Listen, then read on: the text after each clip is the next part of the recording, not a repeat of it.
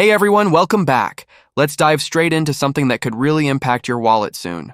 President Trump's big, beautiful bill just hit another twist in the Senate, and what's hidden inside might actually surprise you. Did you know that aside from extending some major tax cuts, this bill includes changes that could affect your healthcare, Social Security taxes, and even how much of your property taxes you can write off? Sounds like a lot, right?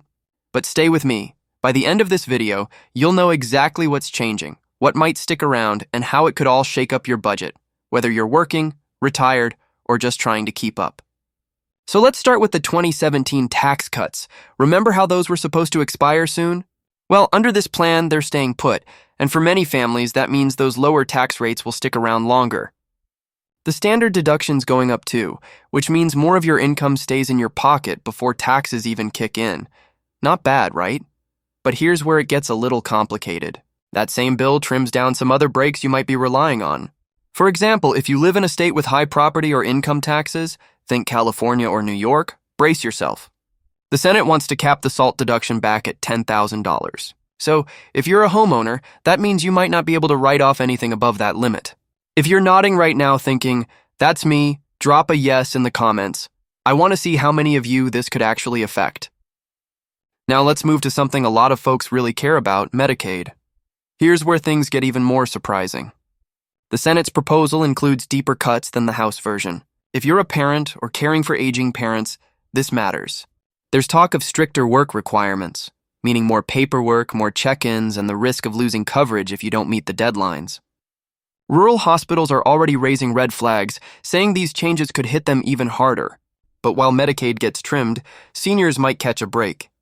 The bill increases a special deduction for folks over 65, $6,000 per person. Sounds good, right? But there's a catch. If your income is too high, that benefit shrinks. So if you're a retiree living mostly on Social Security, this could work in your favor. But if you've got other income streams in retirement, you might see this benefit fade. Oh, and speaking of Social Security, the Senate version includes a cut in federal income taxes on part of your benefits if your income falls below a certain threshold. Now, I know some people ask, why doesn't the government just stop taxing Social Security altogether? Fair question, and the short answer is they're not quite there yet. But this change could still ease the tax load for a lot of households. Next up, green energy tax credits. The House wanted to scrap many of these pretty quickly, but the Senate? They're letting them stick around a bit longer. So if you're in an area seeing growth in wind or solar projects, that might mean more jobs and continued local investment, for now. Now let's talk about the elephant in the room, debt.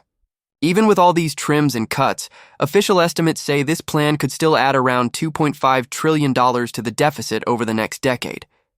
That's why Congress is split. Some say it's about helping families now. Others argue we're just passing the bill on to future generations. Where do you stand? Is it a fair trade-off or reckless spending? Let me know in the comments. Before we move forward, if you're finding this breakdown helpful, give it a quick like and share it. It really helps me keep making clear updates like this for you. Now, for anyone working in tip-based jobs or putting in tons of overtime, listen up.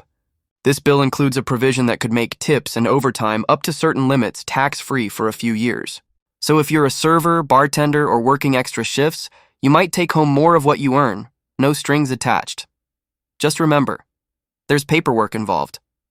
You'll need to have records to back up your income, so keep good track of everything.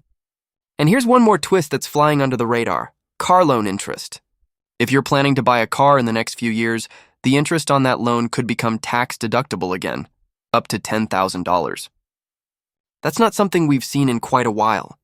So if you're financing a new ride, this is worth watching. So, where does this all go from here? Well, the Senate's changes don't line up perfectly with what the House passed. Some senators are pushing for even tighter Medicaid rules. Others want to raise the SALT cap again. And President Trump? He's counting on this bill to show he's still focused on helping everyday families. Deals are happening behind closed doors as we speak, and honestly, things could shift again tomorrow. So what does all of this mean for you? It really depends on your income, where you live, whether you have kids, if you're retired, or if you rely on Medicaid. That's why staying informed is your best protection. Don't just take my word for it.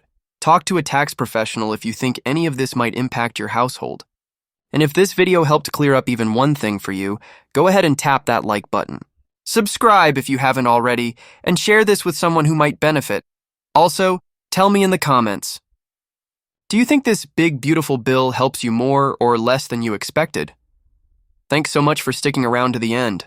There's always more to break down, so until next time, stay informed, stay prepared, and I'll catch you again real soon.